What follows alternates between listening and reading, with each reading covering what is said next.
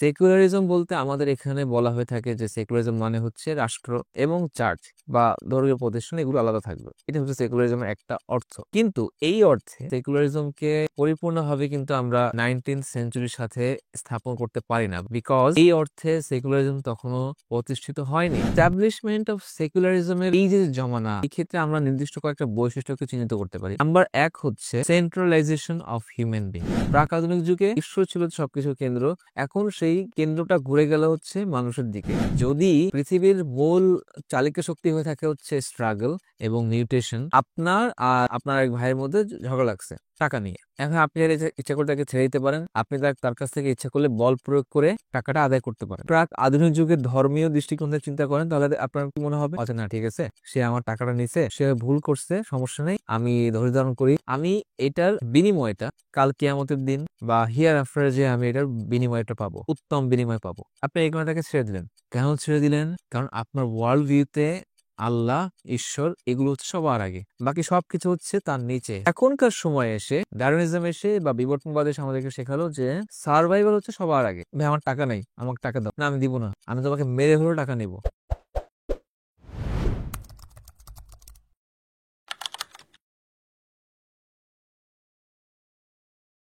আসসালামু আলাইকুম ওয়া রাহমাতুল্লাহ। ইন্নাল হামদুলিল্লাহ নাহমাদুহু ওয়া নুসাল্লি আলা রাসূলিহিল কারীম, আম্মা বাদ। আমরা আলোচনা করছিলাম পশ্চিমা সভ্যতার দার্শনিক ভিত্তি নিয়ে এবং বিবর্তন নিয়ে। আলোচনার ধারাবাহিকতায় আজকে আমাদের আলোচনার বিষয়বস্তু হচ্ছে 19th সেঞ্চুরি বা ঊনবিংশ শতাব্দী। আমরা আজকে আলোচনা করব ঊনবিংশ শতাব্দীর পশ্চিমে ঘটে যাওয়া বিভিন্ন দার্শনিক ঘটনাবলী, বিভিন্ন তত্ত্ব, কিছু ইম্পর্টেন্ট তত্ত্ব এবং তার যে রিলেভেন্স পরবর্তী সভ্যতার জন্য, পরবর্তী সভ্যতার চিন্তার জন্য, সেগুলো নিয়ে ইনশাআল্লাহ। সো আমরা প্রথমেই যে বিষয়টা বলে রাখতে চাই সেটা হচ্ছে 19th সেঞ্চুরি হচ্ছে পশ্চিমা সভ্যতার জন্য the century of establishment of secularism. আমরা সাধারণত সেকুলারিজমের জনক বলতে চিনি জর্জ হোয়েলাক নামক একজন লোককে, যিনি বিশ্বাসে একজন অ্যাগনস্টিক ছিলেন। তিনি পরিপূর্ণভাবে চার্লস ব্র্যাডলাফ, তার সমসাময়িক আরেকজন কন্টেম্পোরারি আরেকজন চিন্তক, যা যিনি সেকুলারিজমের উত্থানের ক্ষেত্রে একটা বড় ভূমিকা পালন করছেন। তবে স্বাভাবিকভাবে বা এবং সাধারণভাবে পপুলারলি জর্জ হোয়েলাককে হচ্ছে সেকুলারিজমের জনক বলা হয়ে থাকে। তবে জনক চার্লস ব্র্যাডলাফ হোক কিংবা জর্জ ডি হোয়েলাক হোক, বেসিক্যালি এরা কিন্তু কোন নতুন চিন্তার জন্ম দেয়নি। হতে পারে সেকুলারিজম অ্যাজ আ টার্ম, এই টার্মটা হয়তো জন্ম দিয়েছে হচ্ছে George Holyoake, but secularism as a thought, as a compact thought, এটা কখনোই কিন্তু জর্জ হোয়েলাক কিংবা চার্লস ব্র্যাডলাফের একক কোনো অবদান নয়। এখানে বহু চিন্তকের অবদান আছে এবং এটা একটা আহ একটা সামগ্রিক চিন্তা। সেকুলারিজম একটা সামগ্রিক চিন্তা, একটা কম্প্যাক্ট চিন্তা, একটা হোলিস্টিক চিন্তা ভাবনা, একটা হোলিস্টিক ওয়ার্ল্ড ভিউ। সো একটা ওয়ার্ল্ড ভিউ কখনো একজন নির্দিষ্ট মানুষের অবদান হতে পারে না, এখানে একাধিক মানুষের পার্টিসিপেশন প্রয়োজন হয়ে থাকে। সো আমরা বলছি 19th সেঞ্চুরি হচ্ছে the century of establishment of secularism. So secularism বলতে আসলে কি বোঝানো হয় এটা নিয়ে একটু আলোচনা করাটা ইম্পর্টেন্ট। সেকুলারিজম বলতে আমাদের এখানে বলা হয়ে থাকে যে সেকুলারিজম মানে হচ্ছে রাষ্ট্র এবং চার্চ বা ধর্মীয় প্রতিষ্ঠান এগুলো আলাদা থাকবে, এটা হচ্ছে সেকুলারিজমের একটা অর্থ। কিন্তু এই অর্থে, অর্থাৎ যে অর্থ আমরা মাত্র বললাম, এই অর্থে সেকুলারিজমকে পরিপূর্ণভাবে কিন্তু আমরা 19th সেঞ্চুরির সাথে স্থাপন করতে পারি না বা অ্যাসোসিয়েট করতে পারি না, বিকজ এই অর্থে সেকুলারিজম তখনও প্রতিষ্ঠিত হয়নি সব জায়গাতে পশ্চিমে। তো তাহলে আমরা কেন বলছি যে এই জমানাটা বা এই যুগটা বা এই শতাব্দীটা হচ্ছে সেকুলারিজম প্রতিষ্ঠার জমানা? কারণ সেকুলারিজমের আরেকটা সংজ্ঞা যেটা চার্লস টেলর দিয়েছেন, সেই সংজ্ঞাটা আমার কাছে বেশি ভালো লাগে এবং আমার কাছে মনে হয় এটাই হচ্ছে বেসিক্যালি সেই চৈন্তিক, সেই চিন্তাগত সেকুলারিজম যেটার ভিত্তি স্থাপিত হবে বা হয়ে গেছিল ঊনবিংশ শতাব্দীতে, এবং সেটা হচ্ছে ঈশ্বরে বিশ্বাস বা ধর্মবোধ সম্পর্কিত বিষয় আর কি। চার্লস টেলর বলতেছেন যে সেকুলারিজমের দুইটা ব্যাখ্যা দেওয়া যায়। একটা হচ্ছে যেটা আমি একটু আগে বললাম যে পলিটিক্যাল, মিনস রাষ্ট্র এবং চার্চ বা ধর্মীয় প্রতিষ্ঠান আলাদা থাকবে এক। দ্বিতীয় হচ্ছে ধর্মীয় প্র্যাকটিসে একটা এক ধরনের ডিক্লাইন, এক ধরনের ডিকেন্স দেখা যাবে। ঠিক আছে, এটাও বর্তমান যেমন দেখা যাচ্ছে। কিন্তু পরিপূর্ণভাবে অনেক জায়গাতে যেখানে সেকুলারিজম আছে সেখানেও আমরা দেখতে পাই রাষ্ট্র এবং ধর্মীয় প্রতিষ্ঠানের এক ধরনের মেলবন্ধন। সেই ক্ষেত্রে সেই জায়গাটাকে বা সেই রাষ্ট্রটাকে পরিপূর্ণ সেকুলার বলা যায় না, যদিও তার নামে বা তাদের সংবিধানের নাম দিয়ে রাখে সেকুলার রাষ্ট্র বা সেকুলার স্টেট। একই রকম ভাবে আমরা কিন্তু সব জায়গাতে, পশ্চিমের সব জায়গাতে একই রকম ভাবে ধর্মীয় প্র্যাকটিস বা রিলিজিয়াস প্র্যাকটিসে কিন্তু ডিক্লাইন দেখতে পাই না, ফল দেখতে পাই না। তো সেই ক্ষেত্রে সেই রাষ্ট্রগুলোকে কি আমরা সেকুলার বলবো না? চার্লস টিলার এখানে যেই কথাটা বলতেছেন সেটা হচ্ছে যে সেকুলারিজম মানে হচ্ছে the thought of transcendence, the thought of God, গডে গডকে বিশ্বাস করা বা কোনো না কোনো প্রকার ট্রান্সেন্ডেন্সে বিশ্বাস করা, বিলিভ করা। এইটাকে প্রি মডার্ন বা প্রাক আধুনিক যুগের একটা অবিচ্ছেদ্য উপাদান বা অবিচ্ছেদ্য ক্যারেক্টারিস্টিক বলে ধরা যায়। এমন কোন রাষ্ট্র, এমন কোন আহ সভ্যতা নেই প্রাক আধুনিক যুগে যেখানে ঈশ্বরের বিশ্বাস বা কোনো না কোনো পর্যায়ে ট্রান্সেন্ডেন্সের বিশ্বাস একদম ফল হয়ে গেছে বা একদম জিরো হয়ে গেছে আর কি। এমন কখনো পাওয়া যায় না, বরং আমরা সবসময় দেখতে পাই টু সাম এক্সটেন্ট কোনো না কোনো ফর্মে মানুষ অবশ্যই ট্রান্সেন্ডেন্স বা তুরীয় কোনো সত্তা বা তুরীয় কোনো ধারণায় বিশ্বাস করতেছে। এবং আমরা বলতে পারি যে এটা বেসিক্যালি আল্লাহ সুবহানাহু ওয়া তাআলা দেওয়া ফিতরাতে একটা বহিঃপ্রকাশ, যে মানুষ কোনো না কোনো ভাবে তার চাইতে উন্নত, তার চাইতে ঊর্ধ্বতন, তার চাইতে হায়ার কোনো পারপাস এবং হায়ার কোনো অথরিটিতে সে বিশ্বাস করবে। তো যাই হোক, তার ফিতরাতের আলোচনা আমরা সেদিকে না যাই। কিন্তু এমন কোনো সভ্যতা, এমন কোনো জমানা ছিল না প্রাক আধুনিক যুগে যেখানে ঈশ্বরের বিশ্বাস করাটাকে আমরা বলতে পারি যে একদম ফলে চলে আসছে আর কি।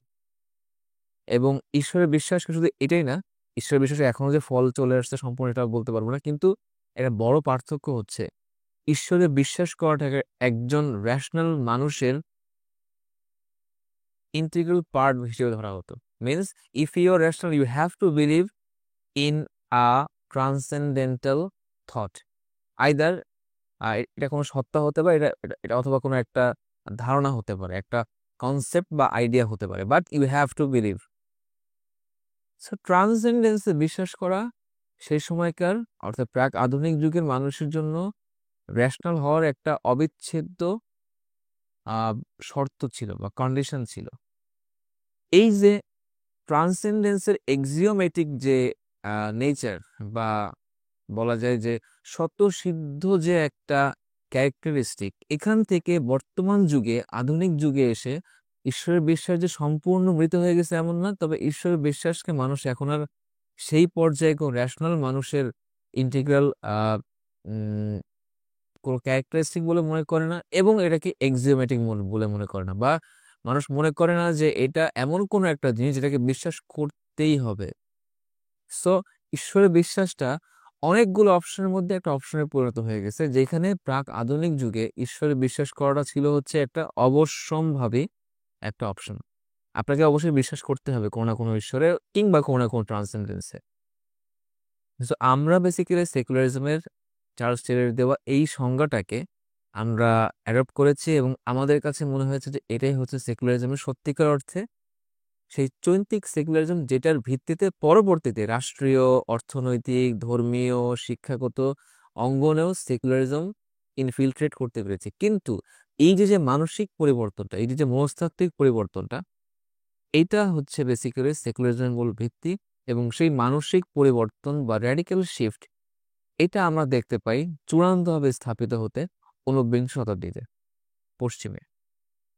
সো এস্টাবলিশমেন্ট অফ সেকুলারিজমের এই যে জমানা বা এই যে যে শতাব্দী, এই ক্ষেত্রে আমরা নির্দিষ্ট কয়েকটা বৈশিষ্ট্যকে চিহ্নিত করতে পারি। নাম্বার এক হচ্ছে centralisation of human being. So what does it mean? Centralisation of human being মানে হচ্ছে মানুষকে কেন্দ্রে স্থাপন করা।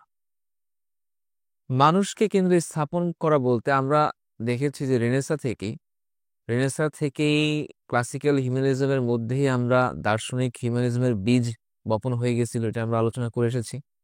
আমরা পরবর্তীতে দেখেছি যে ধর্ম থেকে, ট্রান্সেন্ডেন্স থেকে, অথরিটি থেকে বের হয়ে কিভাবে রেনেসা পরবর্তী ক্লাসিক্যাল যুগে এবং তার পরবর্তীতে এনলাইটেনমেন্টের যারা ধারক বাহক ধ্বজাধারী সব চিন্তক, তারা কিভাবে মানুষের রেশনালিটি, মানুষের বুঝ, মানুষের বুদ্ধি, মানুষের লজিক এবং মানুষের যে অভিজ্ঞতার যে ক্ষমতা বা মানুষের যে এক্সপিরিয়েন্স করার ক্ষমতা, সেগুলোকে কিভাবে ধর্ম থেকে বিচ্ছিন্ন হয়ে অনেকটা বলা যায় যে ডি থিওলাইজেশনের মাধ্যমে বা বিধর্মীয়করণের মাধ্যমে তারা মানুষের এই সকল ফ্যাকাল্টি গুলোকে বোঝার চেষ্টা করত।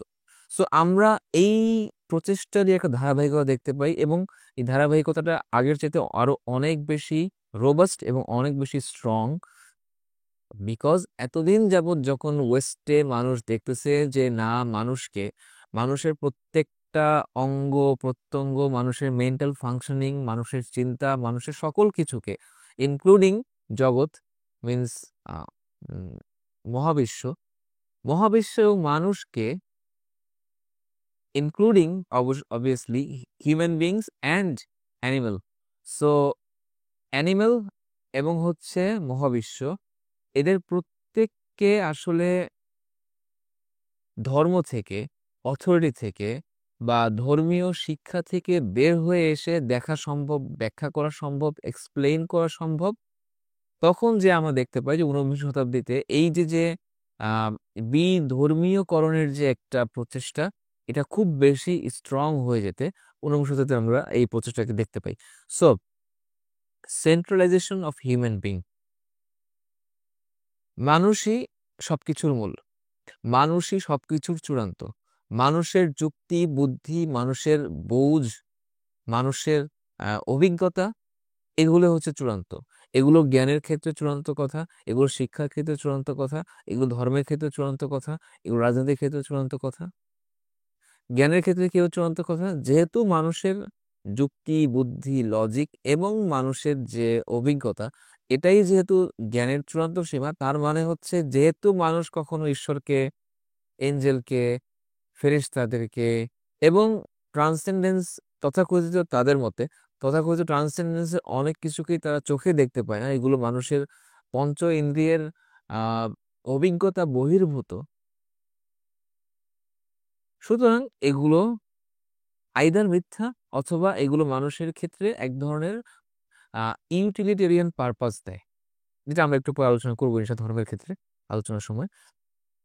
সো এগুলো অর্থাৎ মানুষের ফ্যাকাল্টি, মানুষের কগনিশন হচ্ছে জ্ঞানের চূড়ান্ত সীমা। এর ওপরের, এর ঊর্ধ্বতন কোনো কিছুকে আমরা জ্ঞানের উৎস বলে মনে করি না। দ্বিতীয়ত হচ্ছে রাজনীতির ক্ষেত্রে, রাজনীতিতে রাজনীতির আগে আমরা চলে আসি নীতি নৈতিকতা বা এথিক্সের ক্ষেত্রে। এথিক্সের ক্ষেত্রে এই সেন্ট্রালাইজেশন অফ হিউম্যান বিংটা কিভাবে ইমপ্লয়েড হলো এভাবে যে যেহেতু মানুষের এতদিন যাবৎ মানুষ কি জানতো যে নীতি নৈতিকতা, এথিক্স, মোরালিটি, এগুলো আসে হচ্ছে ঊর্ধ্বতন কোনো সত্তা থেকে, ট্রান্সেন্ডেন্টাল কোনো বিং থেকে। যেহেতু ট্রান্সেন্ডেন্টাল বিংটা এখন অবজেক্টিভলি ওনাকে প্রমাণ করা যাচ্ছে না, এই বিষয়গুলো এমনিতেও তো নড়বড়ে হয়ে গেছে, সুতরাং মানুষের ওই ট্রান্সেন্ডেন্টাল কোনো মোরালিটি বা এথিক্সের উপর সে ভরসা আস্থা থাকলো না। না থাকার ফলে কি হলো, নীতি নৈতিকতাকে কিন্তু মানুষ পরিপূর্ণ ছেড়ে দিতে পারে না, কারণ নীতি নৈতিকতা বা এথিক্স বা মোরালিটি মানুষের ল অ্যান্ড অর্ডারের ক্ষেত্রে খুব বড় একটা ভূমিকা রাখে। তো যেহেতু ল অ্যান্ড অর্ডার ছাড়া মানুষ বাঁচতে পারবে না সুশৃঙ্খল ভাবে, এই কারণে নীতি নৈতিকতা বা এথিক্স বা মোরালিটিকে মানুষ পরিপূর্ণ ছেড়ে দিতে পারলো না। কিন্তু আবার তারা ট্রাডিশনাল বা ট্রান্সেন্ডেন্টাল নীতি নৈতিকতাগুলোকেও মানতে পারলো না। তাহলে তারা কি করলো? তারা বেশিরভাগ ক্ষেত্রে চলে গেল হচ্ছে ইউটিলিটেরিয়ান এথিক্সের দিকে। ইউটিলিটেরিয়ান এথিক্স মানে হচ্ছে, সে ফর এক্সাম্পল, আপনি এখন জানতেছেন যে মদ খেলে আপনার মদ খেলে আপনি কি হয়ে যাবেন? মাতাল হয়ে যাবেন, আপনি ড্রাইভিং করতে পারবেন না, আপনি কাজকর্ম করতে পারবেন না, আপনি হয়তো বাসায় যে আপনার বউ, স্ত্রী, পুত্র ওদেরকে মারধর করবেন, এবং আপনার দ্বারা অন্যান্য অকারেন্স ঘটতে পারে, আপনার দ্বারা অন্য কোনো মানুষ ক্ষতিগ্রস্ত হতে পারে। সুতরাং যেহেতু যেহেতু বাস্তবিক ক্ষেত্রে এটার খারাপ ফলাফল দেখা যাচ্ছে, সুতরাং এটাকে ব্যান করো। আবার যেহেতু জেনা বা ব্যভিচার বা বিবাহ বহির্ভূত শারীরিক এবং অন্য কোনো প্রকার সম্পর্ক বিপরীত লিঙ্গের মধ্যে এটা খুব বেশি সমস্যা করতেছে না। আপনি কোনো একটা ফ্ল্যাটে যেয়ে কাজ করতে পারেন, আপনি কোনো একটা রেস্টুরেন্টে যেয়ে কাজ করতে পারেন, আপনি অন্য কোথাও আপনার নিজের মতো করে আপনার যাকে ভালো লাগে তার সাথে আপনি সময় কাটাতে পারেন, তার সাথে আপনি শারীরিক সম্পর্ক স্থাপন করতে পারেন। সুতরাং এগুলো নিয়ে পৃথিবীর মানুষের কোনো মাথা ব্যথা নেই, এবং এগুলোতে বাস্তবিক অর্থে পৃথিবীতে কোনো ব্যালেন্স নষ্ট হচ্ছে না, বা কেউ আপনার দ্বারা হার্ম হচ্ছে না। এই যে হার্ম প্রিন্সিপাল, যেটা বর্তমান সময়কার লিবারালিজমের একটা অন্যতম ভিত্তি, এটা কিন্তু সেই সময়কারই কথাবার্তা। সো যেহেতু মানুষ আপনার দ্বারা ক্ষতিগ্রস্ত হচ্ছে না জেনার দ্বারা, সো ধর্ম যতই বলুক না কেন যে জেনা খারাপ, ব্যভিচার করা যাবে না, ইত্যাদি ইত্যাদি, এগুলোর কোনো ভিত্তি নেই। কারণ এতে মানুষের কি হচ্ছে, মানুষের আনন্দ হচ্ছে। সো এই যে এক ধরনের সেমি হিডেনিস্টিক এবং ইউটিলিটারিয়ান যে এথিক্স, সেটা সেই সময়কার 19 শতাব্দীতে খুব বেশি পরিমাণে কি হয়, ওয়াইড হতে থাকে। যে যেহেতু আপনি কোনো একটা বিষয়ে আনন্দ পাচ্ছেন এবং আপনার এই আনন্দের দ্বারা অন্য কেউ ক্ষতিগ্রস্ত হচ্ছে না। এখন ক্ষতি, এই কথাটাও কিন্তু খুব রিলেটিভ। ক্ষতি কথাটাকে তখন ধরা হতো শুধুমাত্র বাহ্যিক ক্ষতি। আপনি যে ব্যবচার করবেন এবং আপনার সাথে যে সাইকোলজিক্যাল এবং আপনার যে অন্যান্য ফ্যাকাল্টির দিক থেকে যে আপনি এক ধরনের ডিক্লাইনে পড়তেছেন, আপনি যে এক ধরনের ইকুইলিব্রিয়াম নষ্টের দিকে চলে যাচ্ছেন, সেগুলো কিন্তু তারা কনসিডার করতো না। তারা কনসিডার করতো কোনগুলোকে, শুধুমাত্র সে সকল বিষয়কে যেগুলো হচ্ছে ফিজিক্যাল, বা যেগুলো হচ্ছে চোখে দেখা যাচ্ছে, ইন্দ্রিয় গোচরীভূত। ঠিক আছে? সো যেহেতু তারা জ্ঞানের ক্ষেত্রে ইন্দ্রিয় এবং মানুষের লজিককে চূড়ান্ত সীমা হিসেবে ধরে নিয়েছে, সুতরাং স্বাভাবিক কথা যে তারা নীতিনৈতিকতার ক্ষেত্রেও ক্ষতিকে শুধুমাত্র ফিজিক্যাল বিষয়ের সাথে সম্পর্কিত রাখবে, বা ইন্দ্রিয় গোচরীভূত বিষয়ের সাথে সম্পর্কিত, অ্যাসোসিয়েটেড এবং লিমিটেড রাখবে। সো এটা গেল হচ্ছে এপিস্টেমোলজি, জ্ঞানতত্ত্ব, এবং হচ্ছে এথিক্সের কথা। এই দুটো মিলে, এই দুটো সম্মিলিত শক্তি যে পড়ে হচ্ছে রাজনীতিতে, এবং আমরা দেখতে পাই রাজনীতির মূল চালিকা শক্তি ছিল হচ্ছে তৎকালীন সময়ে মানুষকে এবং মানুষের অধিকারকে এবং মানুষের অটোনমিকে, স্বাধীনতাকে অক্ষুণ্ণ রেখে কাজ করো। এটাই বর্তমান সময় লিবারালিজমের মূল ভিত্তি। মানুষের স্বাধীনতা, মানুষের হিউম্যান রাইটস, এগুলোকে অক্ষুণ্ণ রেখে ল অ্যান্ড অর্ডারকে একটা ফর্মে আনা। তারা সবকিছু করতে রাজি, কিন্তু কখনোই হিউম্যান অটোনমিকে তারা আহ জলাঞ্জলি দিবে না। তারা মদকে জায়েজ করতে পারে, তারা জিনাকে জায়েজ করতে পারে, তারা হাজারো খারাপ কাজ যেগুলো ধর্মীয় দৃষ্টিকোণ থেকে খারাপ, তারা সেগুলোকে জায়েজ করতে পারে, কিন্তু কোনো মানুষের অটোনমি, কোনো মানুষের নিজের মতো করে চলার যে ইচ্ছা, ক্ষমতা, আকাঙ্ক্ষা, এগুলোকে তারা দমন করবে না, এবং সেগুলোকে তারা কোনোভাবেই, তারা বলে থাকে মুখে যে তারা কোনোভাবে সেগুলোর উপরে কোনো প্রকার চেক দিবে না, তারা সেগুলোকে কখনোই রিপ্রেস করতে চাইবে না। সো এই যে হিউম্যান অটোনমি এবং হিউম্যানকে বা মানুষকে সবকিছুর কেন্দ্রে রাখা, চূড়ান্ত করে রাখা, এটা দার্শনিক হিউম্যানিজমের মূল কথা। এবং সেই দার্শনিক হিউম্যানিজমে আমরা পরিপূর্ণ বিকাশ হতে দেখি হচ্ছে 19 শতাব্দীতে। এবং তৎকালীন সময়ের যে বিভিন্ন চিন্তকদের যে কথাবার্তা, তাদের যে চিন্তা চেতনা, তাদের যে লেখালেখি, আমরা সেগুলোতে এই এই সবগুলো বিষয়ের আমরা মিশ্রণ দেখতে পাই এবং আহ, প্রকাশ হতে দেখতে পাই। যার মধ্যে একজন হচ্ছে, আমরা বলতে পারি যে আহ, ফয়েরবাখ, লুডভিগ ফয়েরবাখ। ফয়েরবাখ হচ্ছেন বেসিক্যালি একজন জার্মান চিন্তাবিদ, যিনি বলা যায় যে কার্ল মার্কসের অন্যতম ইন্সপিরেশন ছিলেন। কার্ল মার্কস তার লেখালেখি থেকে অনেক ইন্সপায়ার্ড হয়েছেন এবং তার লেখালেখিতে স্পেশাল ধর্মের ক্ষেত্রে তিনি যে সকল লেখালেখি করছেন সেগুলোতে ফয়েরবাখের আমরা প্রতিফলন বা রিফ্লেকশন দেখতে পাই। সো ফয়েরবাখ একটা জায়গায় বলতেছেন the new philosophy. The new philosophy মানে হচ্ছে কোন ফিলোসফি? সেই ফিলোসফি যে ফিলোসফি কমপক্ষে 100 থেকে 150 বছর যাবত পশ্চিমে চর্চিত হচ্ছে, যার মাধ্যমে মানুষ ধর্ম থেকে বা ধর্মীয় জ্ঞান থেকে, ধর্মীয় পরিমণ্ডল থেকে ডিফারেন্ট ভাবে জীবন এবং জগৎকে ব্যাখ্যা করতেছে। So the new philosophy makes man, মানুষকে, এই নিউ ফিলোসফি কি করে? এর ফাউন্ডেশন বানায়। মানুষকে নতুন ফিলোসফি নিজের মূল ভিত্তি বা ফাউন্ডেশন হিসেবে গণ্য করে এবং একেই নিজের ফিলোসফিক্যাল ম্যানুভারের মূল, সোল, ইউনিভার্সাল এবং সুপ্রিম অবজেক্ট হিসেবে গণ্য করে। এটাই হচ্ছে মূল, এটা হচ্ছে সর্বজনীন এবং এটাই হচ্ছে চূড়ান্ত মাত্রার বিষয়, যাকে নিয়ে নতুন ফিলোসফি বেসিক্যালি মানে ঘোরাফেরা করে, আবর্তিত হয়, রোটেট করে। এবং এই কারণে আমরা দেখতে পাই যে তৎকালীন সময় অ্যানথ্রোপোলজি এবং ফিজিওলজি এই দুটা বিষয়ের খুব চর্চা, এই খুব বিষয় চর্চা হয় এবং খুব বেশি মর্যাদা লাভ করতে থাকে এই দুটা শাস্ত্র আর কি। অ্যানথ্রোপোলজি মানে ডিসিপ্লিনারি অ্যানথ্রোপোলজি না, অ্যানথ্রোপোলজি মানে হচ্ছে বেসিক্যালি মানব সংক্রান্ত বিদ্যা। মানব সংক্রান্ত বিদ্যা সেই সময়কার অনেক বড় মর্যাদাপূর্ণ ডিসিপ্লিনে পরিণত হয়।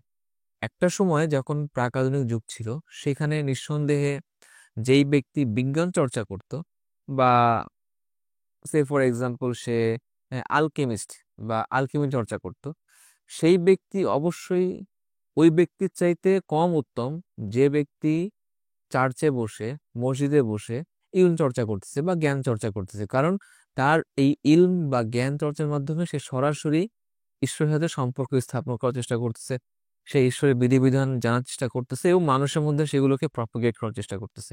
এই কারণে যেহেতু এই বিদ্যার সরাসরি সম্পর্ক হচ্ছে ধর্মের সাথে এবং ঈশ্বরের সাথে, এই কারণে সেই বিদ্যাগুলো সে সময়কার অবস্থায় বেশি মর্যাদাবান বলে গণ্য হতো। কিন্তু এখনকার সময় অর্থাৎ তৎকালীন সময় 19th সেঞ্চুরিতে যেহেতু মানুষ হয়ে গেল হচ্ছে মূল কেন্দ্র, ঈশ্বর না। প্রাক আধুনিক যুগে ঈশ্বর ছিল সবকিছুর কেন্দ্র, এখন সেই কেন্দ্রটা ঘুরে গেল হচ্ছে মানুষের দিকে। সেই সময়কার অবস্থায় দেখতে পেলাম যে আমরা ঈশ্বর সম্পর্কিত যে কোনো কিছু সবচেয়ে বেশি মর্যাদাবান বলে গণ্য হতো।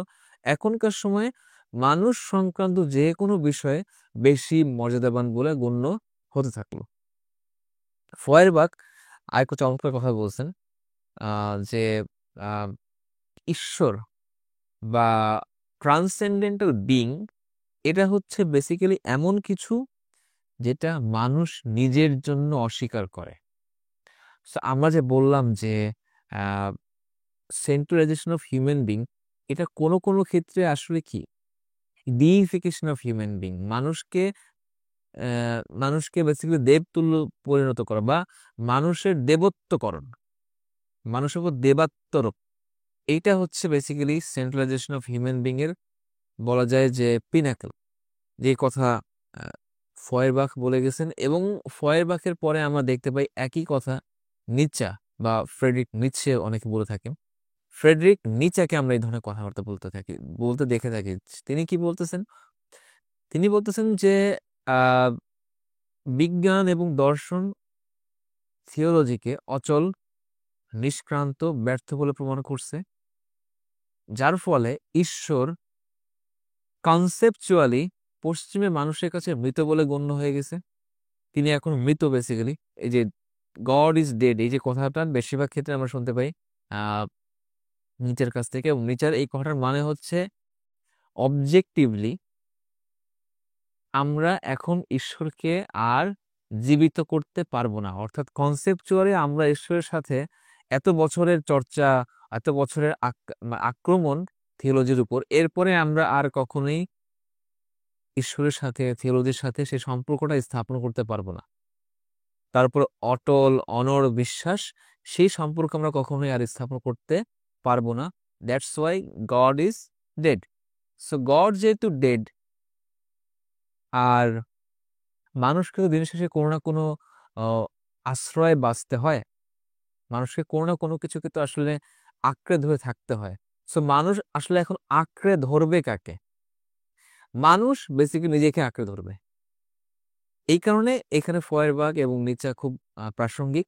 যে ফয়েরবাগ বলতেছেন যে ঈশ্বর, আমরা ঈশ্বরকে কি বলে থাকি? ঈশ্বর সর্বশক্তিমান, সব দেখেন, সব শোনেন, যত ভালো ভালো গুণ আছে সেগুলোকে আমরা ঈশ্বরের সাথে সম্পর্কিত করি। তিনি সর্ব ভালো, সর্বমঙ্গলময়, ঠিক আছে, এবং সকল প্রকার অনিষ্ট রহিত, এবং সকল প্রকার দুঃখ, জরা, ব্যাধি তাকে স্পর্শ করতে পারে না, এবং তিনি হচ্ছেন অনাদি, অনন্ত, চিরস্থায়ী, আল হাইয়ু আল কাইয়ুম, ইত্যাদি ইত্যাদি। সো বেসিক্যালি মানুষ ঈশ্বরের প্রতি যে সকল গুণ আরোপ করে সেগুলো হচ্ছে বেসিক্যালি এমন গুণ যেগুলোকে মানুষ নিজে নিজের মধ্যে বাস্তবায়ন করতে পারে না, অথবা নেচার কথা মতে মানুষকে এই গুণগুলো থেকে বা এই গুণগুলো অর্জন করা থেকে, এই গুণগুলোকে কংক্রিটলি ম্যানিফেস্টেশন করার ক্ষেত্রে এতদিন যাবৎ বাধা দিয়ে আসতেছিল ধর্ম বা থিওলজি বা অথরিটি। সো মানুষ যখন এখন স্বাধীন হয়ে গেছে, মানুষ যখন এখন নিজেকে চিনতে শিখছে বা চিনতে পারতেছে, মানুষের দায়িত্ব হচ্ছে, এবং যেহেতু ঈশ্বর নেই এবং ঈশ্বর ডেড হয়ে গেছেন কনসেপচুয়ালি, তাকে আর জীবিত করা যাচ্ছে না, মাআদাল্লাহ। সুতরাং মানুষের উচিত নিজেকে আঁকড়ে ধরা, অর্থাৎ নিজেকে দেব তুল্য প্রমাণ করা এবং নিজেকে এক ধরনের ঈশ্বরে রূপান্তরিত করা। যখন মানুষ এই কাজটা করতে পারবে, যখন মানুষ স্বাধীনতার এই চূড়ান্ত অবস্থায় যে নিজেকে প্রায় ঈশ্বরের সাথে সম্পর্কিত করতে পারবে, সম্পর্কিত করা মানে কিন্তু যোগ সম্পন্ন না, বরং এটার মানে হচ্ছে নিজেকে ঈশ্বরে রূপান্তরিত করতে পারবে, ঈশ্বরের মতো বলবান, শক্তিমান, এরপরে হচ্ছে সব দেখে, সব শোনে, সব জানে, একদম সম্পূর্ণ স্বাধীন। যখন মানুষ এই পর্যায়ে নিজেকে নিয়ে নিতে পারবে, তখন যে তার জীবনের উদ্দেশ্য পূর্ণ হবে। সো এটাকেই নিচে জানার ভাষায় বলছে উবারম্যান, এবং এটাকে ইংলিশে রূপান্তরিত করলে হয়তো সুপারম্যান টাইপের কিছু একটা হয় আর কি।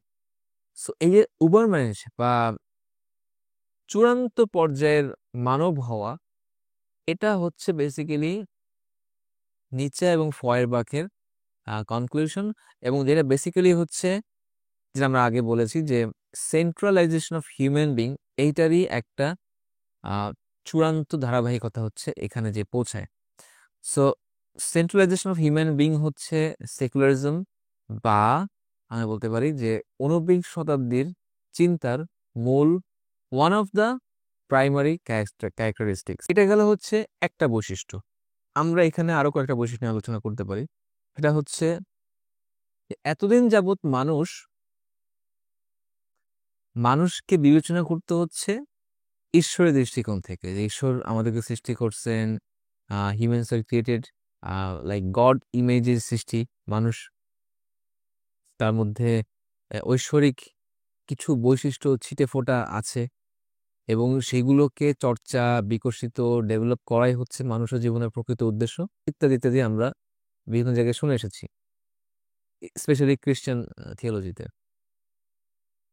সো এতদিন যে মানুষ নিজেকে ব্যাখ্যা করত, বিশ্লেষণ করত, বুঝতো হচ্ছে ঈশ্বরের দৃষ্টিকোণ থেকে, সেখান থেকে এই যে র্যাডিক্যাল শিফটটা, এটার প্রসেসটা আসলে কি ছিল, এটা জানাটা আমাদের জন্য খুব ইম্পর্টেন্ট। কেউ তো বললেই হবে না যে ঠিক আছে, এতদিন যাবত তো দেখে আসছো এই জিনিস, এখন থেকে তোমরা ঘুরে যাওয়া হচ্ছে এখানে। মিনস র্যাডিক্যাল শিফটটা একটা প্রসেস ছিল। এই প্রসেসটা থাকার কারণে এই ব্যাপারটা অর্গানিক হয়ে গেছে, এবং এই ব্যাপারটা ডেভেলপমেন্টাল হয়ে গেছে। So, একজন বিখ্যাত রাইটার বলছিলেন একবার যে হ্যাঁ, বর্তমান সময়ে নাস্তিকতা কিন্তু ওই প্রাক আধুনিক যুগের মতো কোনো অন্ধ বিশ্বাস ছিল না। হ্যাঁ ঠিক আছে, ম্যাটার ম্যাটার দিয়ে মানুষ তৈরি, এরপর হচ্ছে ম্যাটার চলে গেলে, মানুষ মারা গেলে ম্যাটার চলে যায়, বিলীন হয়ে যায়, ব্যাস মানুষ চিরকালের মতো সময়ে বা মহাকালের মধ্যে বিলীন হয়ে যায়, ইত্যাদি ইত্যাদি।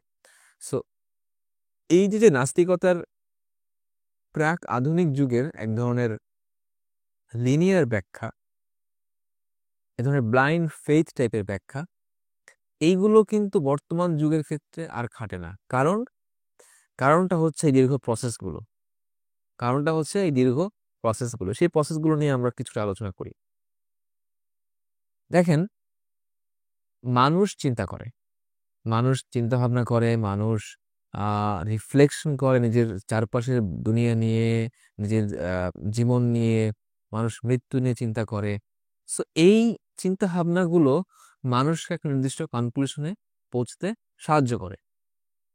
সো এই যে চিন্তাটা, এই যে দ্য ফ্যাকাল্টি অফ রেশিওসিনেশন, চিন্তা ভাবনার যে ক্ষমতা, এইটা প্রাক আধুনিক যুগে আমাদের অর্থাৎ ইসলামী ট্র্যাডিশনে এবং খ্রিস্টান ট্র্যাডিশনেও নিঃসন্দেহে, এবং ইস্টের একটা বড় ট্র্যাডিশন, দুইটা বড় ট্র্যাডিশন, একটা হচ্ছে চাইনিজ ট্র্যাডিশন আর একটা হচ্ছে ইন্ডিয়ান ট্র্যাডিশন।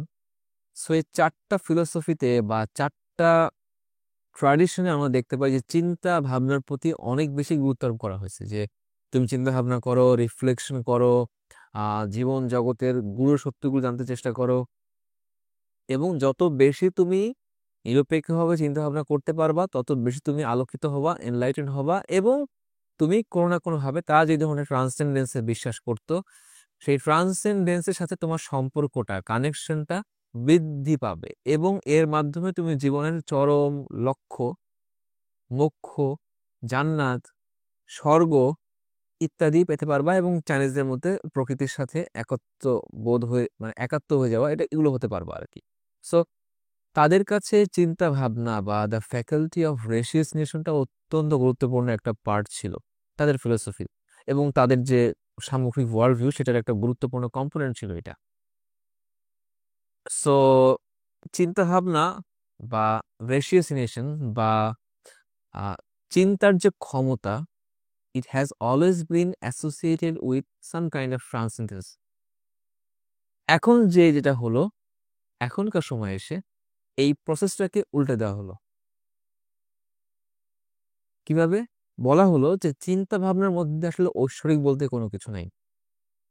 আচ্ছা, প্রথম কথা, মানুষ চিন্তা ভাবনাকে ঐশ্বরিক কেন ভাববে, কেন মনে করবে? বিকজ মানুষ মনে করত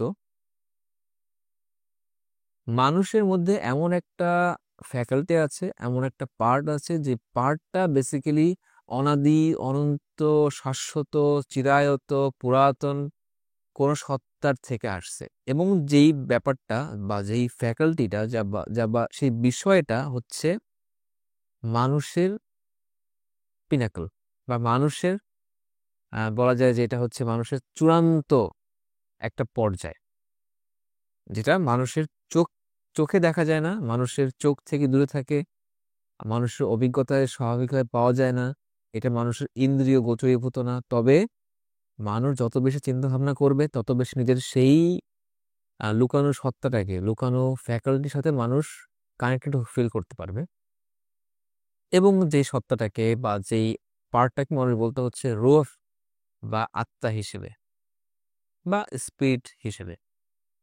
সো রূহ, আত্মা বা স্পিরিট, এটা মানুষ সবসময় প্রাক-আধুনিক যুগে এটা মানুষের একটা মানুষকে বেসিক্যালি মনে করা হতো মানুষ হচ্ছে রূহ। শরীরটা হচ্ছে রূহকে বহন করার একটা একটা খোলস মাত্র, একটা খোসা মাত্র, একটা বক্স মাত্র, কিন্তু ভেতর থেকে হলো চালিকা শক্তিকে, চালিকা শক্তি হচ্ছে রূহ, আত্মা, বা বলা যায় হচ্ছে স্পিরিট।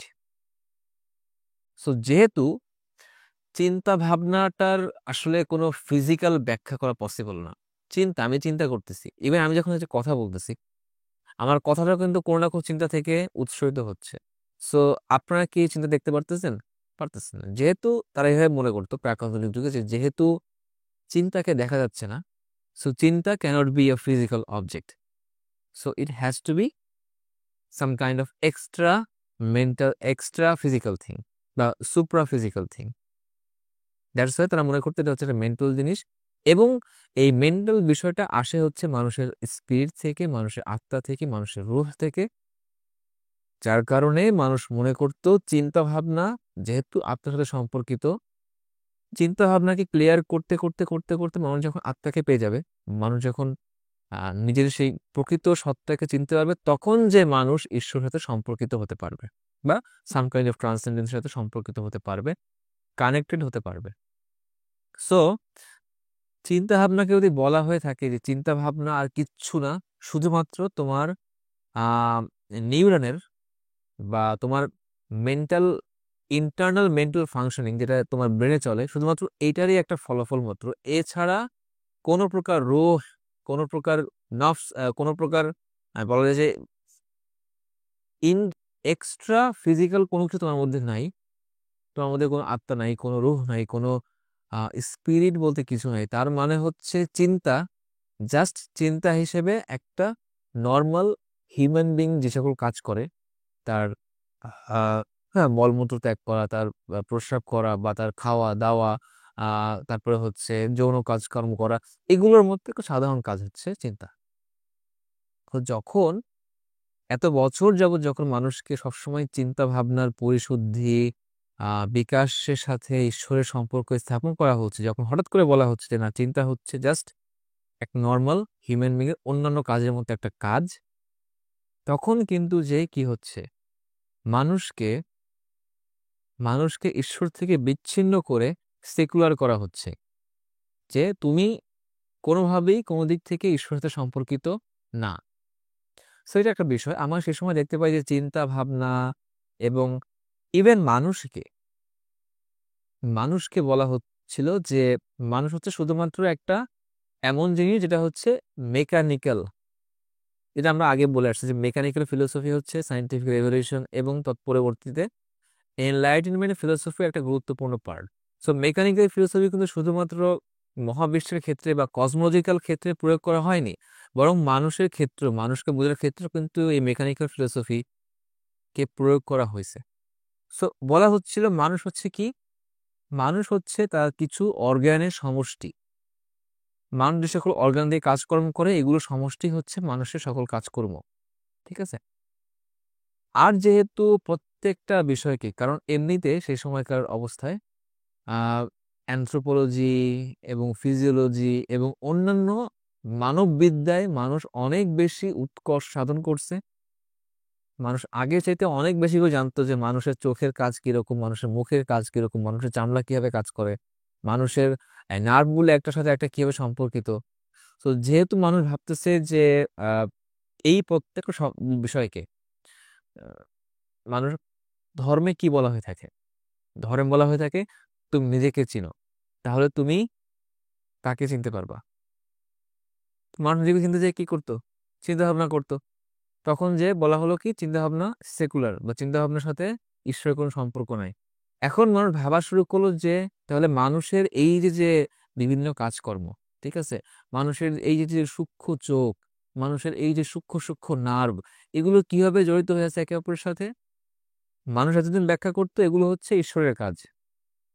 যেহেতু মানুষের মধ্যে ঐশ্বরিক গুণাবলী আছে কিছুটা, তো মানুষের মধ্যে, এবং যেহেতু মানুষ হচ্ছে আহ গডের প্রতিচ্ছবিতে নির্মিত বা সৃষ্ট, সুতরাং মানুষের মধ্যে এই বিষয়গুলো, এই সূক্ষ্মতা, নুয়ান্স, এই মিস্ট্রি বেসিক্যালি হচ্ছে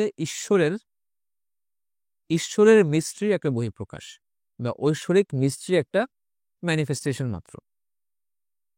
এবং মানুষ এইসব নিয়ে খুব বেশি ঘাটাঘাটি করতো না, এবং মানুষ মিস্ট্রিকে ইনট্যাক্ট রেখে দিত।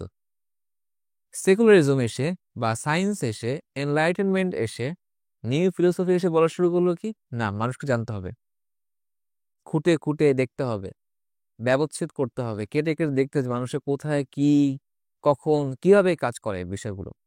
যখন মানুষ যত বেশি এগুলো সম্পর্কে জানতে চাইলো, জানতে পারলো, জানার চেষ্টা করলো, তত বেশি সে দেখতে পেলো কি আসলে মানুষ অন্যান্য অ্যানিমেলের মতোই, তার মধ্যে এক্সট্রা কিচ্ছু নাই। যে এতদিন বলা হতো যে মানুষ হচ্ছে সৃষ্টির সেরা, আসলে কিচ্ছু না। মানুষের নিরন জাস্ট একটা একটা বড় জালের মতো। হ্যাঁ, এটা আহ আকারের দিক থেকে অনেক বড়, অনেক সূক্ষ্ম নিঃসন্দেহে, কিন্তু এটা এমন কিছু না যেগুলো আমরা জানতে পারবো না। আমরা জেনে যাচ্ছি, আমরা জানি চোখ কিভাবে কাজ করে, আমরা জানি চোখের সাথে এবং ব্রেনের সাথে অন্যান্য অঙ্গের কি সম্পর্ক, নার্ভ কিভাবে কাজ করে, নার্ভাস সিস্টেম কিভাবে কাজ করে, ইত্যাদি বিভিন্ন বিষয় মানুষ জানতে জানতে থাকলো।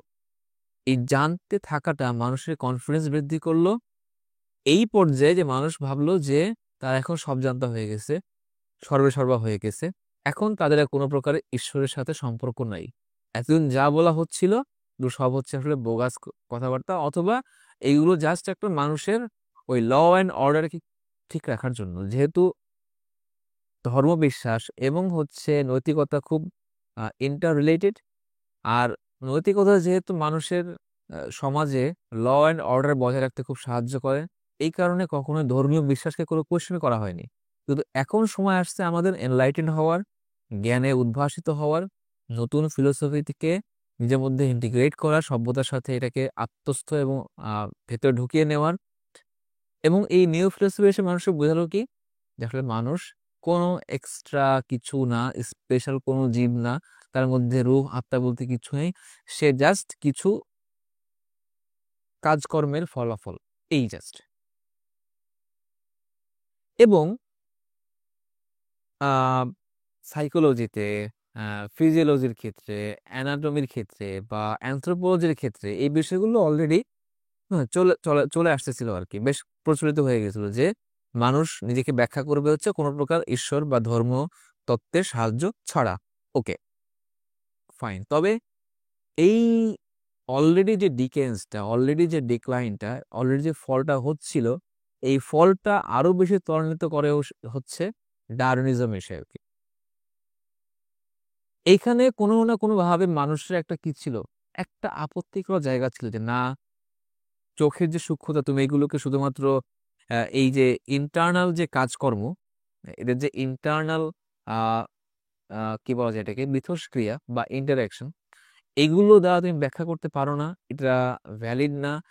এই যে যে মানুষের যে ইন্টারনাল কাজগুলো বা ফাংশনিং গুলো, এগুলোকে ব্যাখ্যা করতে হলে তোমাকে কোনো না কোনো ভাবে, কোনো না কোনো ট্রান্সেন্ডেন্সের সহায়তা নিতেই হবে, যিনি এক্সটার্নাল ভাবে মানুষকে এগুলোকে দিয়েছেন এবং যিনি এগুলোকে নিয়ন্ত্রণ করতেছেন। তুমি কখনোই মানুষের নিজস্ব মানে মানুষের নিজস্ব বিষয়াবলী দিয়ে কখনোই মানুষকে ব্যাখ্যা করতে পারো না।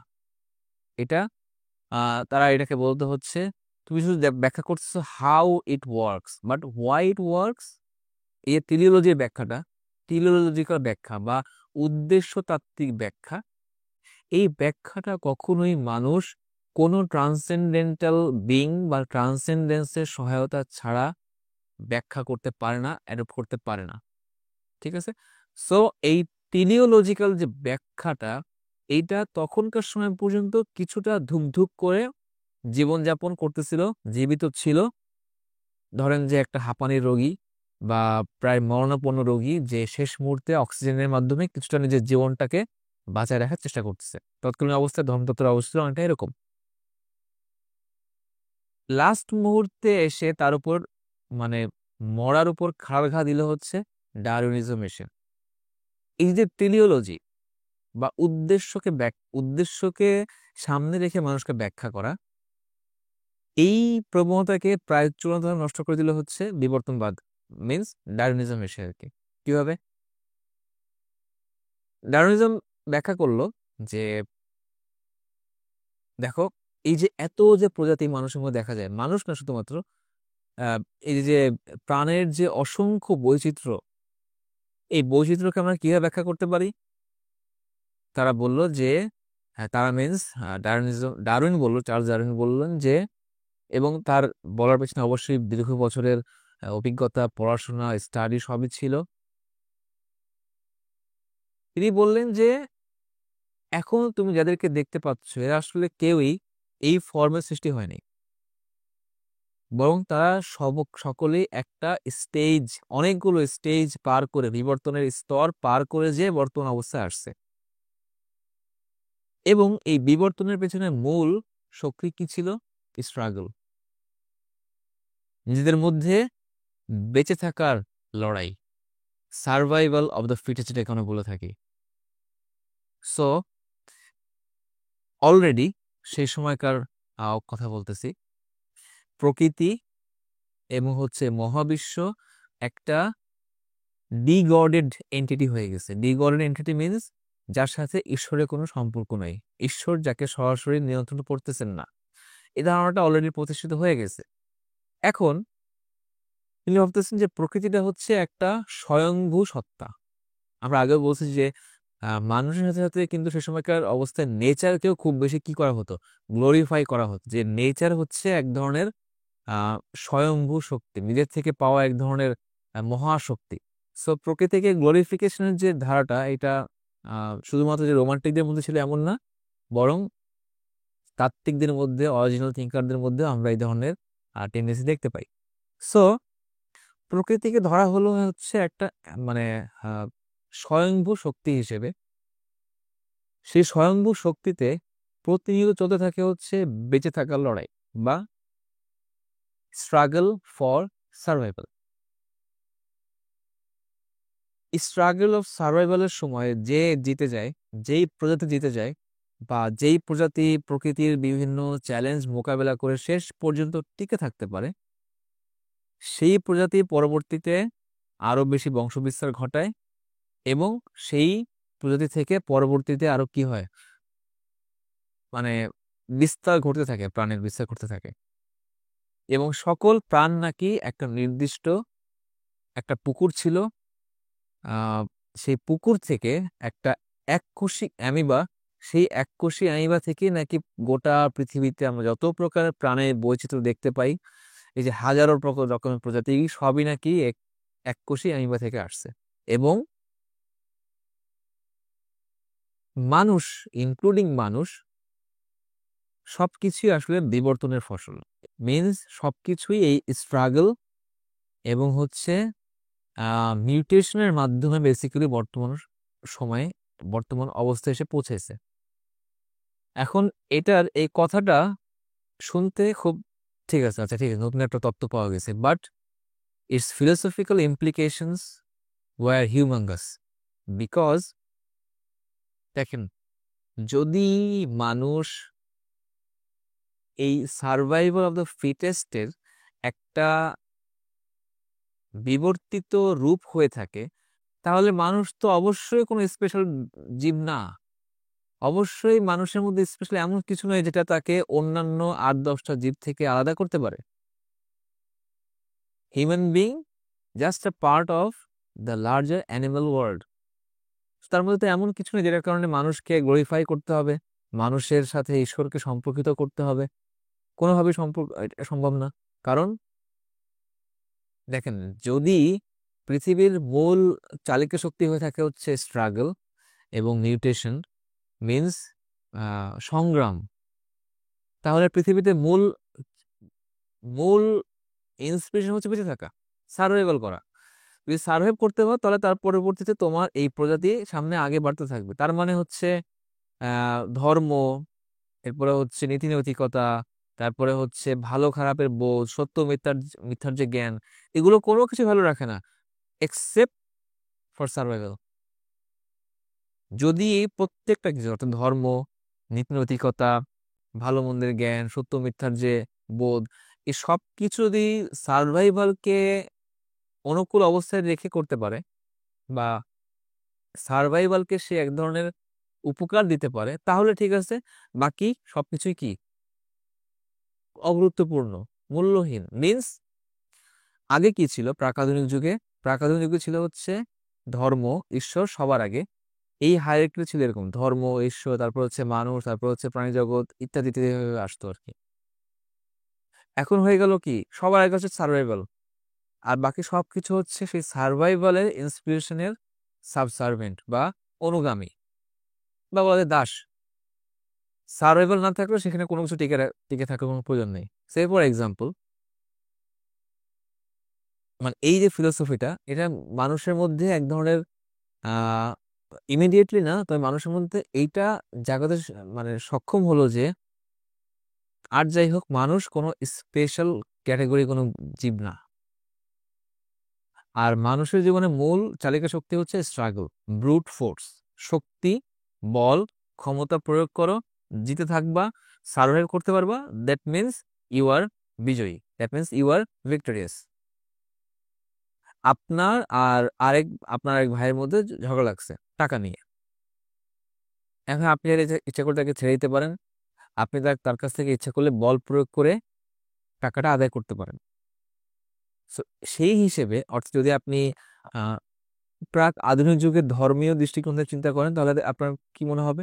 আচ্ছা না, ঠিক আছে, সে আমার টাকাটা নিছে, সে ভুল করছে, সমস্যা নেই, আমি ধৈর্য ধারণ করি, সবর করি, পেশেন্স রাখি, আমি এটার বিনিময়টা, এই কর্মের দিক থেকে আমি আমার ভ্যালিড টাকা ছেড়ে দিচ্ছি, এটা আমার পাওনা টাকা, এটা আমি ছেড়ে দিচ্ছি, এই কারণে আমি কাল কিয়ামতের দিন বা হিয়ার আফটারে যে আমি এটার বিনিময়টা পাবো, উত্তম বিনিময় পাবো। আপনি এই কারণে তাকে ছেড়ে দিলেন। কেন ছেড়ে দিলেন? কারণ আপনার ওয়ার্ল্ড ভিউতে আল্লাহ, ঈশ্বর এগুলো হচ্ছে সবার আগে, বাকি সবকিছু হচ্ছে তার নিচে, সাবসার্ভিয়েন্ট হচ্ছে এগুলো। এখনকার সময় এসে ডারউইনিজম এসে বা বিবর্তনবাদ এসে আমাদেরকে শেখালো যে সার্ভাইভাল হচ্ছে সবার আগে। ভাই আমার টাকা নাই, আমাকে টাকা দাও। না, আমি দিব না, আমি তোমাকে মেরে হলেও টাকা নিব। হ্যাঁ, আপনাকে এটা ইন্সপায়ার করতে পারে যে আপনি মেরে হলেও টাকা আদায় করে ছাড়বেন, কারণ টাকা না হলে আমি বাঁচতে পারবো না। আর যেহেতু বাঁচাই হচ্ছে মূল কাজ পৃথিবীতে, ধর্ম নীতি নৈতিকতা টিকে থাকুক বা না থাকুক, আর কবে কি পাবো না পাবো, আদৌগুলো আছে কিনা, হিয়ার আফটার বলতে কোনো কিছু, আখিরাত বলতে কোনো কিছু আছে কিনা, সে আশায় বসে থাকবো না। তাকে মেরে হলেও সে টাকা নিতে পারে, এই ফিলোসফি বা এই বিবর্তনবাদ তাকে এই শিক্ষা দিচ্ছে, বা এই ধারণা তার মনে এক ধরনের এই ভাব তৈরি করতেছে যে যেখানে সার্ভাইভ করতে পারবো সেটা হচ্ছে মূল কাজ, বাকি সবকিছু হচ্ছে সার্ভাইভালের পরে আসবে। আচ্ছা ঠিক আছে, সার্ভাইভ করতে পারতেছি, এখন বসে বসে একটু জিকির আজকার করা যেতে পারে, এখন বসে বসে আমরা একটু চার্চে যেতে পারি, এখন চাইলে একটু ধর্মকর্মের মন দিতে পারি, এখন চাইলে 2-1 টাকা দান করতে পারি। কিন্তু যেখানে নিজের নিজের না খেয়ে বসে আছি, সেখানে আমি কোনোভাবেই অন্যকে টাকা দিতে পারি না, কারণ আমার সার্ভাইভাল প্রশ্নবিদ্ধ হচ্ছে। সো ডারউইনিজমের মাধ্যমে বা বিবর্তনবাদের মাধ্যমে মানুষের যে ডিগরিফিকেশন, এটা চূড়ান্ত হয়ে গেল, এবং এরপর থেকে বলা যায় যে মানুষ আর কখনোই সেই আস্থাটা ধর্মের প্রতি ফিরে পায়নি। আমরা এখন সেইখানে চলে আসছি যে এটার তো একটা কথা বললাম যে সেন্ট্রালাইজেশন অফ হিউম্যান বিং, সেই যুগের চিন্তার একটা বড় বৈশিষ্ট্য হচ্ছে ধর্মের প্রতি আক্রোশ, বিদ্বেষ, উদ্গীরণ করা। এটা বহু জায়গায় বহু চিন্তকদের মধ্যে আমরা এই টেন্ডেন্সি দেখতে পাই, যে যারা হচ্ছে উম, এই যে নিউ ফিলোসফির প্রতি যে মাত্রাতিরিক্ত কনফিডেন্স বা বিশ্বাস, আত্মবিশ্বাস, আস্থা, এগুলো তাদেরকে বাধ্য করলো, কম্পেল করলো, অনুপ্রাণিত করলো, ইনডিউস করলো ধর্মের প্রতি আক্রোশ, বিদ্বেষ, উদ্গীরণের ক্ষেত্রে। এবং তারা অনেকে বলল যে যেহেতু এত কিছু হয়ে গেছে মিন্স মানুষ এখন স্বাধীন হয়ে গেছে, নিজেকে সে নিজে জানতে পারে, তার কোনো প্রকার এক্সটার্নাল সাহায্য ছাড়া, কোন ট্রান্সেন্ডেন্সের সাহায্য ছাড়া মানুষ সবকিছুকে বুঝতে শিখতেছে বা শিখে গেছে। এখন ধর্মের কারো কোনো প্রয়োজন নাই। এটা তো 1 নাম্বার গেল, ধর্মের কোনো প্রয়োজন নাই, ধর্ম হচ্ছে এখন ইরেলেভেন্ট হয়ে গেছে। আর একটা বড় বিষয় হচ্ছে এতদিন যাবত যে ধর্মগুলো পালন করা হচ্ছিল, সেগুলোকে নেগেটিভ ভাবে পোর্ট্রে করা হলো বিভিন্ন ভাবে। এক কেউ কেউ বলল যে ধর্ম হচ্ছে এক ধরনের ভ্যাম্পায়ার, যেটা হচ্ছে মানব জাতির উপর চড়ে বসে মানব জাতির রক্ত চুষে খাচ্ছিল আর কি এতদিন যাবত। এনলাইটেনমেন্ট এসে, নিউ ফিলোসফি এসে মানুষকে সেই ভ্যাম্পায়ার সম্পর্কে, তার যে ডেভিলিশ কাজকর্ম সম্পর্কে সচেতন করে তুললো। এখন মানুষ যে নিজের ব্যাপারে কি হচ্ছে, সচেতন হচ্ছে। এখন মানুষ নিজেকে স্বাধীন করার প্রয়াস নিচ্ছে আর কি। তার আগে মানব জাতির উপর একটা ভ্যাম্পায়ার বসেছিল, যে তাদের রক্ত চুষে চুষে খাচ্ছিল, এবং তার নাম হচ্ছে ধর্ম। এবং যেটা আমি একটু আগে বললাম যে ফয়েরবাগ যেটা বলছে ঈশ্বরের ব্যাপারে, যে ঈশ্বর হচ্ছে এমন কিছু যেটা মানুষকে, মানুষ যেই পরিপূর্ণ গুণাবলীগুলো অর্জন করতে পারে না নিজে, সেগুলোকে সে এতদিন যাবৎ ঈশ্বরের সাথে সম্পর্কিত করে আসতেছিল, এবং সেগুলোকে একটা কাল্পনিক রূপ দিয়ে মানুষ বলল যে এগুলো হচ্ছে, এটা হচ্ছে ঈশ্বর, তিনি সর্বমঙ্গলময়, সর্বশক্তিমান, সর্বদ্রষ্টা, ইত্যাদি ইত্যাদি। আসলে এমন কোনো কিছু নাই, এটা হচ্ছে জাস্ট মানুষের একটা কল্পনা মাত্র। বেসিক্যালি ধর্ম হচ্ছে এমন কিছু, বা ঈশ্বর হচ্ছে এমন কিছু যে পারফেক্ট গুণগুলো, পারফেক্ট অ্যাট্রিবিউটস গুলো মানুষ নিজের মধ্যে আনতে পারে না। এখন নিউ ফিলোসফি আন্ডারে মানুষের জীবনের বৈশিষ্ট্য হচ্ছে বা জীবনের মূল পারপাস হচ্ছে সেই পারফেক্ট বৈশিষ্ট্যগুলো মানুষ নিজের মধ্যে আয়ত্ত করবে, আনবে, ইনস্টিল করবে, কাল্টিভেট করবে। এটা হচ্ছে মানুষের জীবনের প্রাইম উদ্দেশ্য আর কি। সো এবং আরো বলা হলো যে ধর্ম, কেউ কেউ তো বিদ্বেষ উদ্রেক করলো, যেটা আমি বললাম কয়েকটা উদাহরণ দিয়ে, যার মধ্যে কার্ল মার্কস একসময় বললো যে ধর্ম হচ্ছে মানব জাতির জন্য একটা আফিমের মতো। আফিম কিভাবে? আফিম হচ্ছে এভাবে যে আফিম যে মানুষকে নেশায় চুর করে রাখে, মগ্ন করে রাখে, মত্ত করে রাখে। ধর্ম মানুষকে এতদিন যাবত তার মতে, কার্ল মার্কসের মতে, যে জীবন জগতের যে মূল কোশ্চেন, শ্রেণী সংগ্রাম, ক্লাস স্ট্রাগল, ধন ধনিক শ্রেণী এবং হচ্ছে শ্রমিক শ্রেণীর মধ্যে যে ইন্টারনাল স্ট্রাগলটা হচ্ছে, এই স্ট্রাগল সম্পর্কে মানুষকে সচেতন করার বদলে সে একটা কাল্পনিক জগতে মানুষকে নিয়ে যেয়ে কি করলো, মানুষকে রিয়েল লাইফের সিনারিও থেকে মানুষকে নিয়ে গেল হচ্ছে ট্রান্সফর্ম করে একটা কাল্পনিক জগতে, যেখানে যে মানুষ খুঁজতে থাকলো কি, এক ধরনের অ্যাপিজমেন্ট, সন্তোষ খুঁজতে থাকলো। কিভাবে? মানে যে ঠিক আছে, তুমি ধনিক শ্রেণীর থেকে তোমার পাওনা বুঝ পাচ্ছ না, হ্যাঁ, আল্লাহকে বলো, তুমি আল্লাহর কাছে পাবা। ঈশ্বরকে যে বলো, তুমি ওই পারে যে পাবা।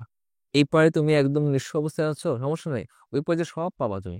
সো তাদের কাছে ধর্মটা হয়ে গেল হচ্ছে গরিবকে গরিবকে বোঝানোর জন্য, গরিবকে দমিয়ে রাখার জন্য, সাপ্রেস করার জন্য ধনশ্রেণীর বানানো এক ধরনের কাল্পনিক রাজ্য মাত্র। এবং যাদের আন্ডারে কাজ করতে হচ্ছে, ধনিক শ্রেণীর আন্ডারে কাজ করতে হচ্ছে ধর্মগুরুরা, আলেমরা, চার্চে যারা পণ্ডিত তারা, ইত্যাদি ইত্যাদি, বা এদিকে হিন্দু পণ্ডিতরা বা পুরোহিতরা ইত্যাদি।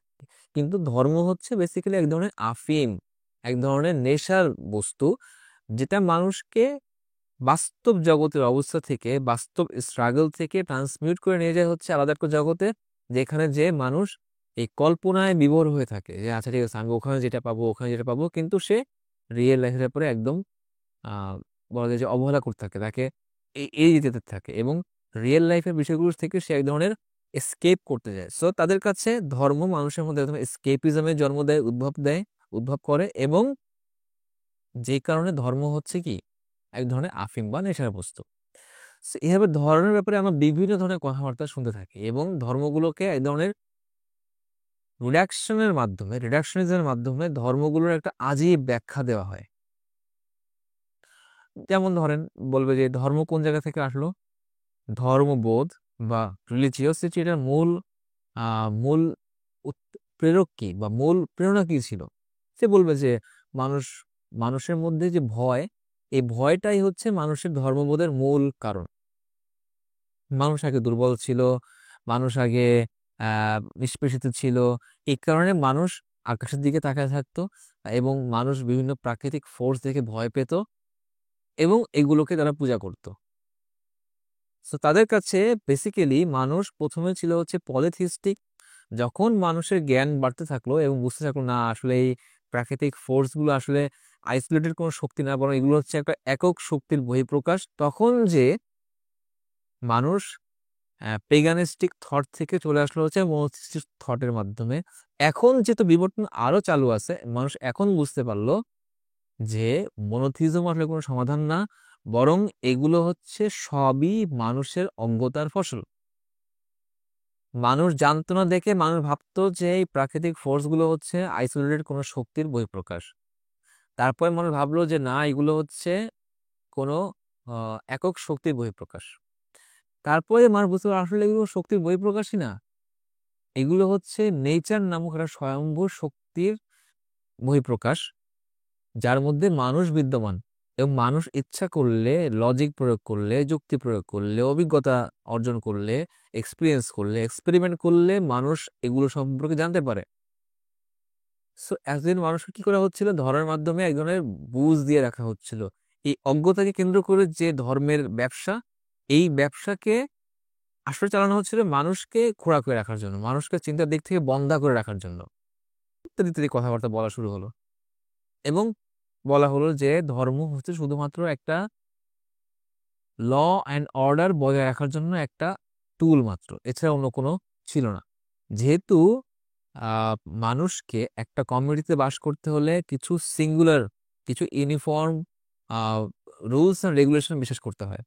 যে ঠিক আছে, আমাদের সমাজে মূল নিয়ম হচ্ছে যে ব্যভিচার করা যাবে না, বিয়ের আগে কোনো শারীরিক সম্পর্ক করা যাবে না, বিয়ের পরে কোনো শারীরিক সম্পর্ক করা যাবে না, এক বিয়ের বেশি করা যাবে না, অথবা এক বিয়ের বেশি এই পর্যন্ত করা যাবে। সো বিভিন্ন রুলস এন্ড রেগুলেশন যেগুলো মানুষকে মানতে হয়। এবং যেহেতু একটা সমাজে বসবাস করতে হলে প্রত্যেক সদস্যকে সেই রুলস এন্ড রেগুলেশনের প্রতি কি করতে হয়, কনফর্মিটি পেশ করতে হয়, তাকে আনুগত্য পেশ করতে হয়, তাকে এলিজিয়েন্স দেখাতে হয়। এই এলিজিয়েন্স আদায় করার বা সম্মতি আদায় করার টুল ছিল হচ্ছে ধর্ম বা কোনো ট্রান্সেন্ডেন্টাল থট।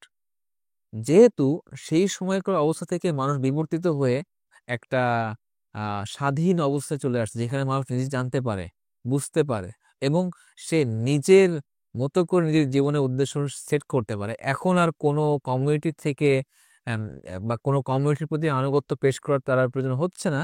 তার মানে হচ্ছে ধর্ম এখনকার সময় এসে কি হয়ে গেছে, অচল হয়ে গেছে।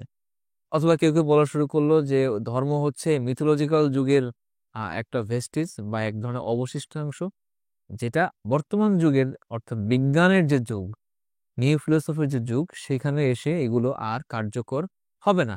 এখন মানুষের দায়িত্ব হচ্ছে কি এই নিউ ফিলোসফিকে নিজের মধ্যে ইন্টিগ্রেট করা। তো বিভিন্ন ভাবে মানুষ কি হলো, মানুষ বা তৎকালীন সময় চিন্তকরা ধর্মকে আক্রমণ করতে থাকলো। এটা ইচ্ছা করে হতে পারে, ধর্মের ব্যাপারে শুধু শুধু বিষোদ্গার করা হতে পারে উদ্দেশ্য, এবং কখনো কখনো হতে পারে জাস্ট অন্যান্য আলোচনার সময় যখন মানুষ যেভাবে আলোচনা পেশ করতেছে, তখন যে কনক্লুশন, সেই কনক্লুশনগুলো ধর্মকে আসলে কি করতেছে, ধর্মের যে ভিত্তি সেগুলোকে নড়িয়ে দিচ্ছে বা দুর্বল করে দিচ্ছে আর কি।